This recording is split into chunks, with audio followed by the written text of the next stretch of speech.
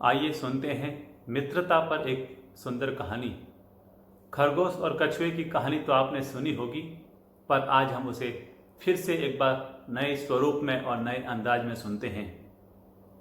कहते हैं कि खरगोश और कछुए के बीच में दौड़ की प्रतियोगिता हुई और खरगोश दौड़ना जानता था। वो दौड़ा दौड़ा पर बीच में घास आ गई और उसे आलस्य आ गया और वो वहाँ पर सो गया। पर कछुआ चलता रहा चलता रहा चलता रहा। उसने प्रमाद नहीं किया, आलस्य नहीं किया, तो वो जीत गया। दूसरे दिन खरगोश ने कछुए से फिर दौड़ लगाने की शर्त लगाई। इस बार खरगोश ने आलस्य नहीं किया, प्रमाद नहीं किया और परिणाम में आया कि खरगोश जीत गया और कछुआ हार गया। पर कछुआ भी हार मानने वाला नहीं था।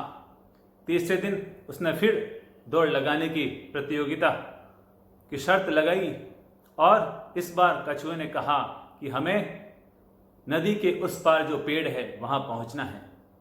दोनों ने दौड़ शुरू कर दी।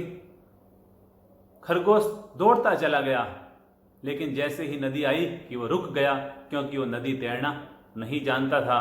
पर कछुआ चलता रहा और उसने नदी भी धीरे धीरे तैर कर पार कर दी और इस बार फिर कछुआ जीत गया और खरगोश हार गया। चौथे दिन दोनों ने आपस में फिर शर्त लगाई दौड़ने के लिए, लेकिन इस बार उन्होंने जीत और हार को किनारे कर दिया। बस एक दूसरे का सहयोग करने और आपस में मित्रता के लिए उन्होंने शर्त लगाई और उन्होंने संकल्प लिया कि आज हम एक दूसरे की मदद करेंगे और दौड़ को जीतेंगे। और हुआ ये कि जो जमीन का रास्ता था उसमें तो खरगोश ने कछुए को अपने ऊपर बिठा लिया और वह तेज भागा और वह आराम से नदी के किनारे पहुंच गया। और जब नदी आई तो कछुए ने खरगोश को अपने ऊपर बिठा दिया और नदी को भी पार कर दिया।